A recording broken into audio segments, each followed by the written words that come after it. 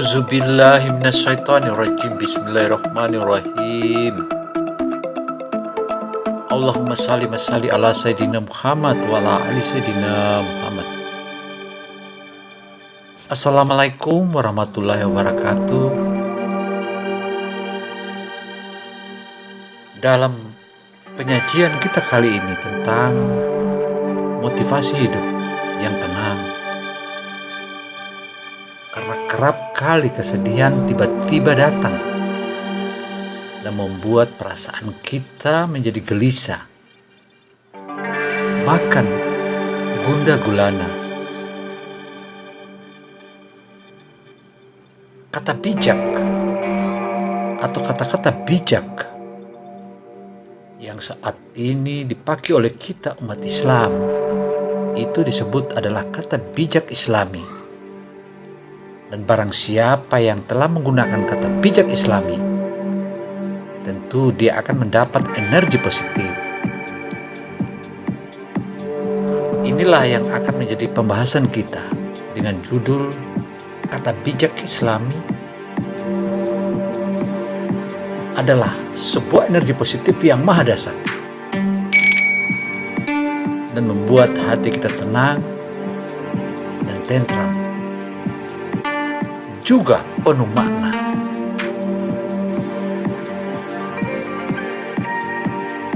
Sebagai manusia, kerap kali kita dilanda tiba-tiba datang dan membuat perasaan menjadi gelisah dan gundah dan gulana. Terkadang kita butuh membaca atau mendapatkan seorang teman atau senior kita. Kita ingin mendapatkan kata-kata bijak demi memberi semangat hidup. Sebagaimana kata-kata pendahulu kita telah menyebutkan bahwa kata-kata bijak semuanya ada di Al-Quran. Ada di Al-Quran Mukarim. Kata bijak Islami diantaranya adalah itu dipercaya bisa memberi energi positif kepada siapapun yang menggunakannya, dan itu pastinya tidak ada orang yang ingin merasa sedih.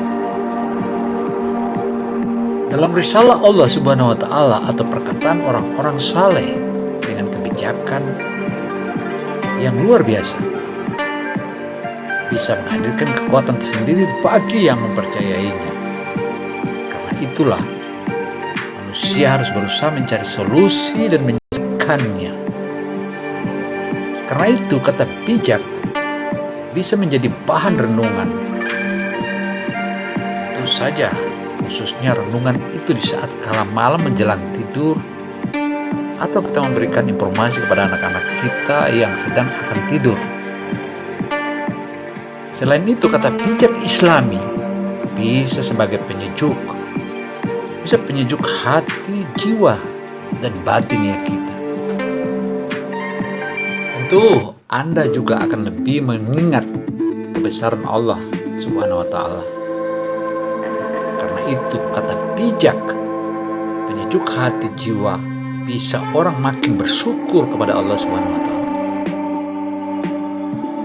Allah tidak melihat bentuk rupa dan harta benda kalian atau melihat yang lainnya, tapi Allah Subhanahu wa Ta'ala hanya Dia melihat hati dan amal kalian atau amal kita semua. Karena itu kita tidak patut keras kepala atau keras pada dirimu sendiri. Karena hasil akhir dari semua urusan di dunia ini sudah ditetapkan oleh Allah Subhanahu wa Ta'ala. Sehingga jika sesuatu ditakdirkan untuk menjauh darimu, maka ia tak akan pernah mendatangimu. Namun sebaliknya, jika ia ditakdirkan bersamamu, maka kau tak akan bisa lari darinya. Karena itu berpikirlah positif, tidak peduli berapa kerasnya kehidupan. Sebagaimana yang kita pandang orang-orang kaya adalah orang yang menerima pembagian takdir dari Ilahi. Itu mereka menerimanya dengan senang hati. Memangnya, kenapa kalau hidup kita tak sempurna? toh dunia ini bukanlah surga. Sebagai makhluk Allah yang suka menyalahkan dari luar atau pihak lain, tidak menyadari bahwa masalah biasanya muncul dari dalam. Sebagai contoh, ada banyak pihak di luar sana yang terpaksa harus balas dendam. Dan apakah balas dendam itu terbaik? Balas dendam terbaik adalah menjadikan dirimu lebih baik. Itu balas dendam yang benar. Saya kembali ulangi bahwa balas dendam yang paling baik adalah menjadikan dirimu lebih baik. Karena dunia ini ibarat bayangan. Orang-orang bule atau orang-orang Inggris atau orang-orang Eropa menyebutkan bahwa the mirror never lies. The mirror never lies itu benar. Tapi jangan lupa,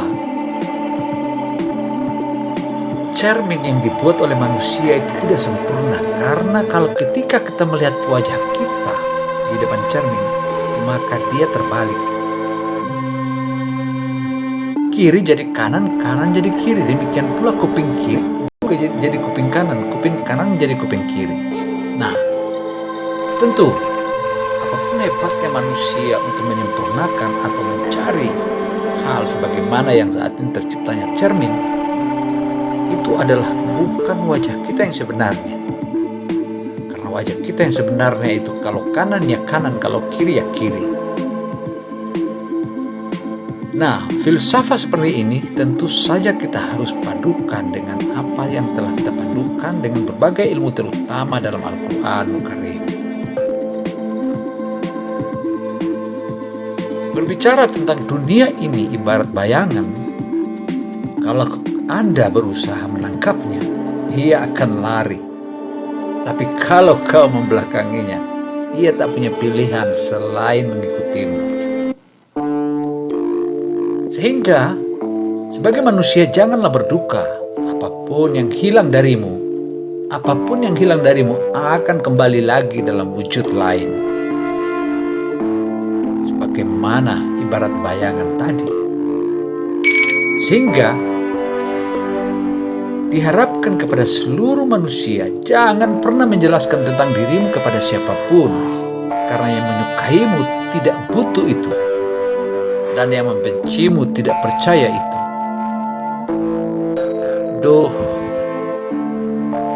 Hal ini kan tentu saja mengingatkan kita tentang dosaku sangat membebaniku. Tetapi ketika aku mengukurnya dengan rahmatmu ya Allah Subhanahu wa Ta'ala, ampunanmu lebih besar dan maha besar. Karena ampunan dan rahmatmu ya Allah, itulah yang lebih besar. Kita perlu mengingat datangnya kematian. Karena datangnya kematian tidak menunggu hingga kamu akan menjadi lebih baik. Sehingga jadilah orang baik dan tunggulah kematian. Camkan itu. Karena itu hati yang menjadi resah dan gelisah ketika kita terbiasa berandai-andai dalam menyikapi persoalan hidup. Tentu itu menjadi blunder.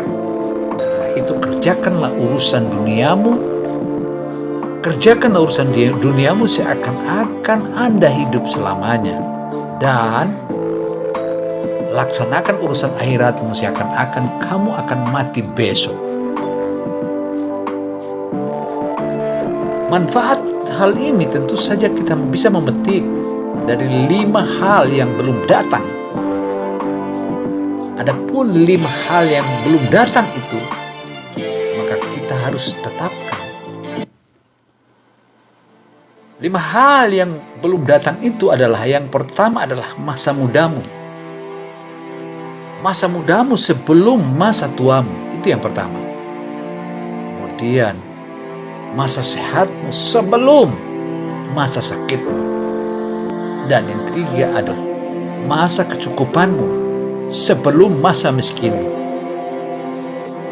Dan yang keempat adalah masa luangmu sebelum masa sibukmu. Dan yang kelima, masa hidupmu sebelum masa kematianmu. Karena itu, YouTuber dimanapun Anda berada dan saudara-saudaraku dimanapun Anda berada, satu-satunya alasan kita untuk hadir di dunia ini adalah untuk menjadi saksi atas keesahan Allah Subhanahu wa Ta'ala, bahwa begitu maha dahsyat. Allahu Akbar, Allahu Akbar.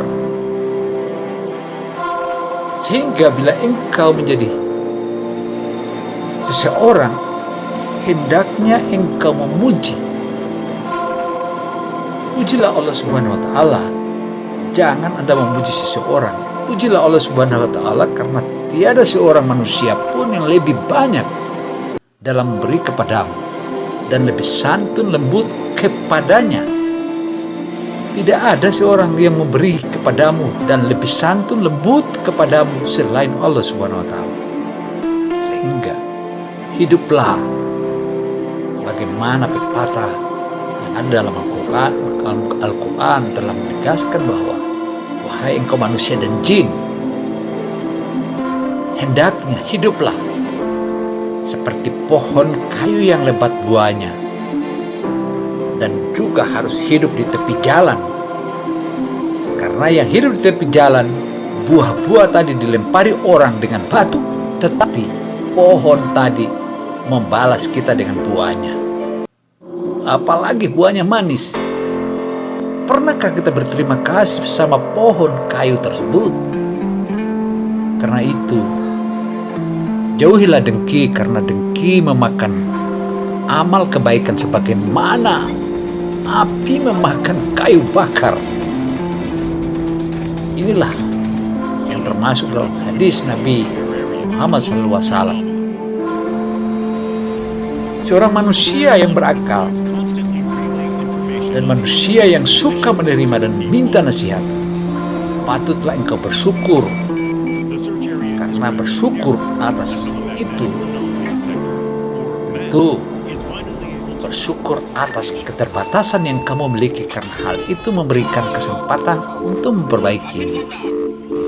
Dan juga perbaikilah dirimu. Apapun yang terjadi dalam harimu, yakinlah bahwa semua adalah kehendak dan rencana Allah untuk kebahagiaanmu.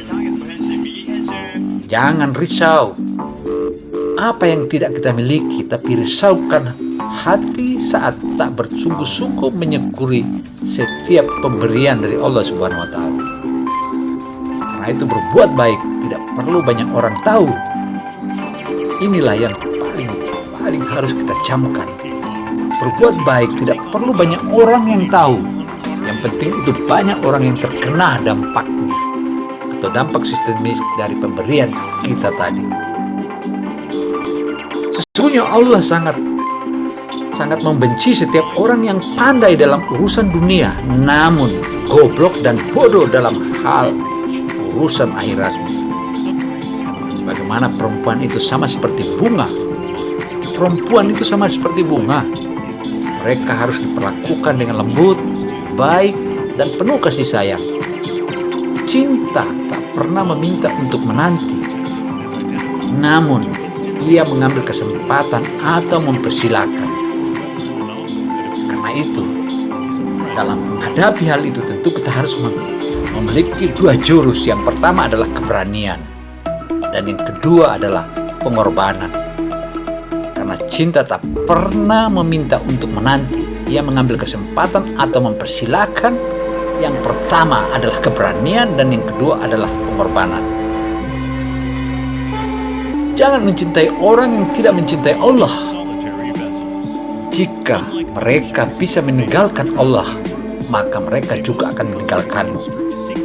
Apapun yang kamu keluarkan untuk keluargamu akan menjadi sumber pahala dari Allah. Bahkan sepotong makanan pun yang kamu suap salah seorang atau istrimu, itulah adalah kebahagiaan. Demikian